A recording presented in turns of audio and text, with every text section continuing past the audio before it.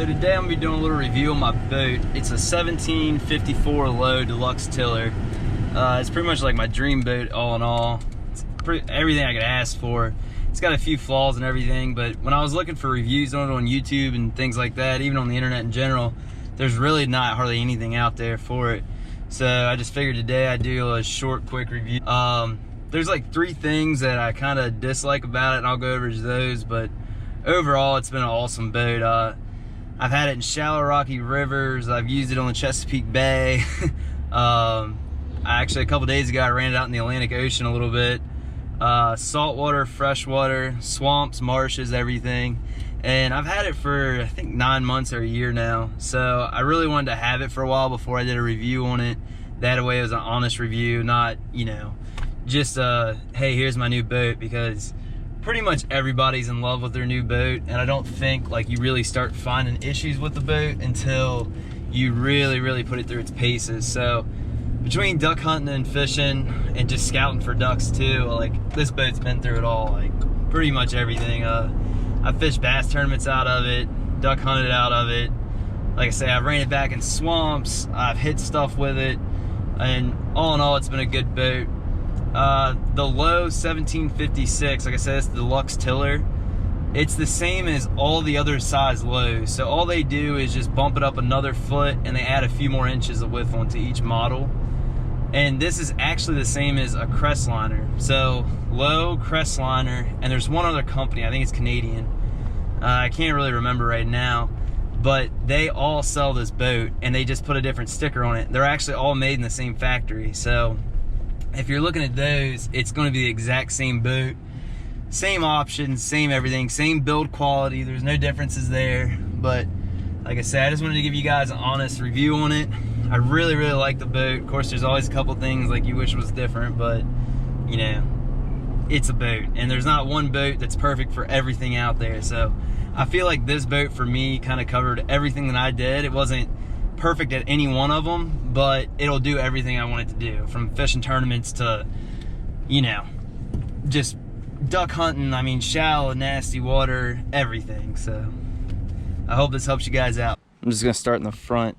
So this is the Motor Guide 70-pound X3 24 volt. First off, never ever buy one of these. This has been absolutely the worst trolling motor that I've ever had or ever heard of anyone having. Second trip out, it broke on me. So it's just been terrible. It sounds like it's got gravels in the head of it. It's just absolutely ridiculous. All right, so up on the front deck, I have my mount. I'm running 2 Lowrance TI 9.2s in this. So it's a really good fish finder for the money, in my opinion. I got one up front and one at the rear. I don't have them on here right now. This is just electrical access point, so I just drilled a hole in that, put a rubber grommet in there to run my power. It comes from the factory with a trolling motor hookup, which is awesome. I'm getting this boat ready for duck season now, actually, so I'm gonna be taking the trolling motor off and putting a light bar up here, and I'm actually just gonna buy another one of these connections, hook it to my lights where I can just plug my lights in and I don't have to worry about running wires and running the switch and all that. 2 cleats up front, they're plastic. Don't really know how I feel about that, but they work. Got the seat base up here, which, you know, it's been no complaints there. Obviously it's a seat base. So here's my one biggest complaint. If you open this up, this is your storage compartment. It's a mess right now, but you guys get the picture. This is all one storage unit here. So, you know, I didn't expect it to be waterproof, obviously. This isn't like some high-end fancy boat. So, you know, I wasn't expecting it to be waterproof, but the biggest issue is that it doesn't drain. There's a drain in the bottom of this, but the way it's placed and everything, there's always like residual water in there. So you really can't put anything in there that you expect to stay dry, not get mildewed, anything like that. It kind of sucks. It's pretty roomy. I mean, it's not enough to keep tackle in for me personally, but you know, it doesn't go back very deep. It's just one long compartment there. I just keep my life jackets and stuff like that in there, my anchor, air horn, all that good stuff. So when I was looking around for a boat, one of the biggest things that I wanted, and I knew that I wanted, was a live well. And this boat luckily does have a circulating live well. It's not much, but it's pretty good. I mean, I want to say it's like 10 gallons or something like that. It's enough to keep 5 bass in a tournament. Or I've been saltwater fishing lately, and you know, it's been a great bait well. So the drain is actually up here. Pull the plug out. So you got a drain down here, or yeah, this is your bottom drain. Put the plug in there, water comes in here. It just fills up and runs out. It's nothing fancy, but it works. These are kind of a pain, honestly, these drains. They just don't really seem to work. As you can see now, there's water in there. I'm always having to take these things and try to clean them out and stuff like that, and it's just really a pain. I mean, it's a small complaint, I know. Like, it's not a bass boat, it's not a saltwater boat, nothing like that. So it is a complaint, but yeah, it did come with a divider. So if you want to separate it, I guess for crappie fishing or something like that, or bait, you can put the divider in there and keep it all apart. So that's kind of cool. The front deck room is absolutely awesome. Like, you know, I came from a 1448 Jon boat with a front deck, so this to me is like having a bass boat. But you know, if I take the seat off like it is right now, me and another guy can fish up there pretty comfortably. You know, I've had 4 people fishing this boat before, and it works.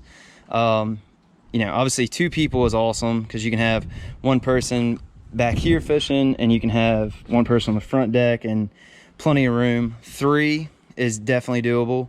When we fish 3 people out of this boat, it's not bad. I mean, it gets a little crowded, and we've tried fishing 4 out of it, and 4 is doable, but you really can't do any real fishing. I mean, you don't have any room to cast or anything like that. So all in all, you know, it's a good boat for what it is. It's not a 21-foot bass boat. I knew that going into it. But this is what I wanted, just for a do-all. All right, so moving back, they do give you 2 more access points here and there. Those you can just go in there, like here you can work on the plumbing for the live well if you have to. Same thing over there, and that also gives you access to run your wires from your trolling motor back to help you run it underneath the floor all the way back here to the back. So I've had to use that 1 time, and you know, no complaints. I mean, obviously it's tough trying to run wires through a boat, but you know, it is what it is. No worries. So moving on back here, they give you 3 rod holders. These are really simple, and then these are movable to stick the butts of the rods in.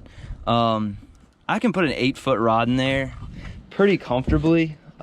Typically when I'm bass fishing, I'll have 9 rods, so I just put all my rods in rod socks, and I can actually fit all 9 rods. Some of them are bait casters and some of them are spinning, but I can have 9 rods in those three rod holders while I'm driving down the road. So that's really awesome. I mean, it's not a rod locker, but it definitely does, you know, it gives me protection for my rods. I don't have to worry about them blowing out of the truck, blowing out of the boat.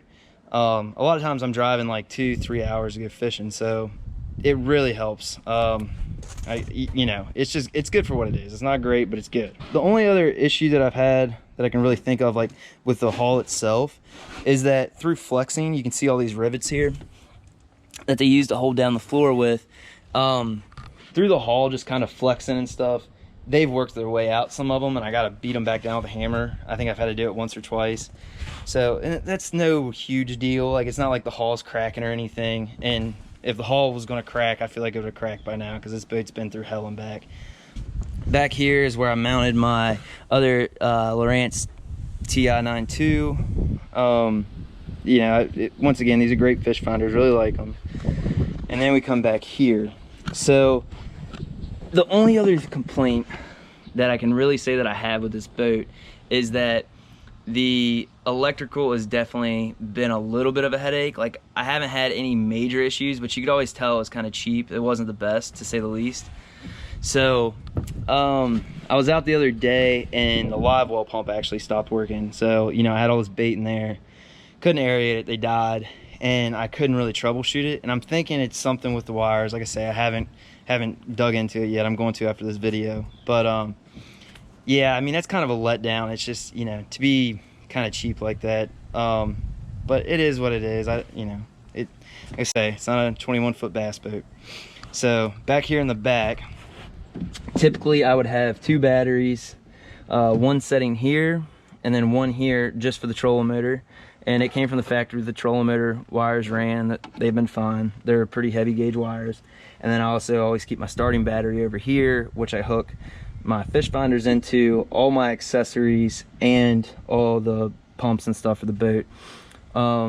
It hasn't been bad. I got a feeling that these switches are really cheap, and I'm gonna find corrosion in there when I take them off, because my nav lights have also kind of been giving me an issue. Like, they just don't work sometimes. So nothing huge, but you know, it's just one of those headaches that you really don't have to deal with when it's 4 a.m. you're duck hunting, or you know, you're out in rough salt water and you know, now you got a bilge pump that doesn't work or something. So that's kind of annoying, but I'll fix it and it'll be all right. So back here at the motor, this motor does have power trim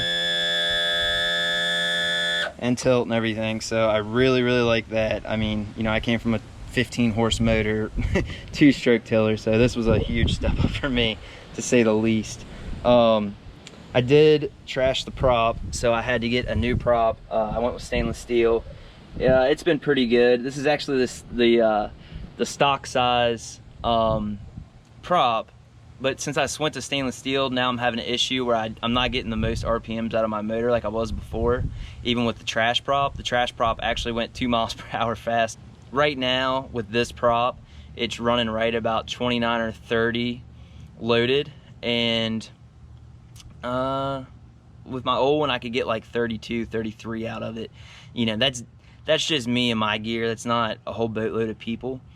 So, and this is a Mercury 50 horse command thrust, and the command thrust has a 90 lower unit on it with lower gears in it, and that's really been awesome. So I've had 5 people in this boat before, plus all of our gear and everything, and this thing will get on plane like it's nothing. So, you know, I feel like I definitely lose a touch bit of, I guess, top end, but it's not much. I mean, I can't complain. Like, I can have this boat loaded down and get in the gas and it'll come right up on plane, which is awesome when you're in shallow water and stuff like that. It's a 2014 Mercury, so, and I have not had any issues at all. I can't complain. It's got the big tiller handle on it and stuff. As you can see here, you can lock it up. Get to unlock. Lock the handle up, push it down. You got your gear shifter here, throttle of course, and then you got your trim on the end. So that's really been, it's been an awesome motor. I can't complain. This motor is a handful being a tiller. Like, I was kind of curious about that before I got a big, you know, it's not too common you see a 50 horsepower tiller, and I was really kind of worried about that when I first got it, and I was looking around, and I'll put it this way, I wear my kill switch with this motor. It is a handful. Like, I haven't had any real issues out of it, but I still, after a year, I still don't trust it.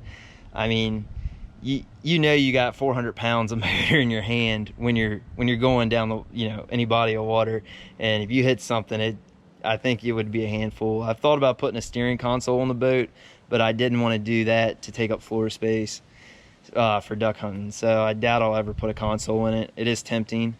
If anyone's looking at this boat and they're just going to be buying this boat for fishing, not really duck hunting or anything like that, then I would suggest going with a console, because this thing, you know, I'll do 20-mile runs sometimes each way, and this thing will, I mean, wear your shoulder out. And I've adjusted it and I've made it a little bit better, but overall it will wear you out. So definitely consider a console if you don't have the reason to need all the open floor space. 6-gallon gas tank here. It comes with, I think, all of them really, and 6 gallons for this boat is kind of pushing it. Like, you know, if I'm running it easy, it really doesn't drink much fuel, but if I'm running wide out, just flat open, yeah, it drinks it down a lot quicker than what I expected. I mean, I think my range is about 15 miles. You might squeeze 20 out of it, but if you're going wide open, it drinks down quick. And duck season this year, I'll definitely be carrying an extra 5 gallons with me, or getting a bigger tank. that's definitely a handful. This boat drafts extremely shallow. So, and of course that's what I wanted. The only issue that I have with it is this motor is so heavy that, I mean, it's 400 pounds, and you put 2 guys back here, and you got 3 batteries on the back and 6 gallons of gas, and this thing sets low. So when you got heavy wake, or like if you're in some choppier water, it almost sometimes looks like the water's going to come over the back and swamp your boat, and you really have to be careful of that, because I truly think it would. And that's extreme. I mean, typical boat wake on a lake, I don't really think you have to worry about it at all, but something to keep in mind. The other annoying part about that is that duck hunting, you're always trying to get in shallow places, and the back of the boat is always getting hung up. I've had this boat stuck twice, and you know, it's just a handful, and it's just because there's too much weight in the back. That's the reason why I took my 2 trolling batteries out, because I wouldn't really be need them. I thought about leaving the troll motor on for duck season, but honestly I probably won't need them, and I'm just trying to get weight out of the back of the boat because it is heavy. So I hope this helps you guys. I bought this boat used with 13 hours on it, and I paid around $10,000 for it, and then I added on the trolling motor and the fish finders and stuff. You know, but I just want to kind of, for a closing note here, if you guys can't afford a big boat like this and you want to duck hunt and fish, and you're like, man, how am I going to get out in the water? Don't worry about this. And like, you don't have to spend $2 grand on a kayak either to do it. Like, and I'm not knocking anyone that does it, you know, I used to have a kayak too, but I feel like people limit themselves on what they can do with a small boat. Before I had this boat, I was fishing out of a 12-foot by 32-inch bottom John boat that was a 1967, I believe. I loaded it in the back of my truck by hand. I had a 5 horsepower on the back, and I had a small Walmart trolling motor on the front that it was a transom trolling motor, and I spun the handle around and just clamped it on the front so I could use that. And I took that thing everywhere. I took it duck hunting. I took it fishing all the time, and I fished out of that thing and hunted out of it for about a year. And that boat got me everywhere. I mean, you know, I shot plenty of ducks out of it. I went places other people couldn't, which was great.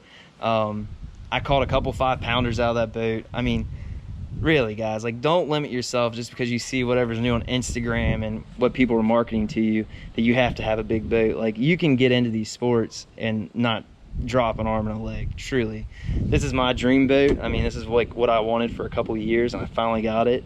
So I really thought out what I wanted and what I needed, and this boat's really done well for me. So no complaints there, obviously, but hope this helps you guys. You know, like I said before, there's no real reviews out there of these boats, so I really hope this helps some people out. But thanks for watching.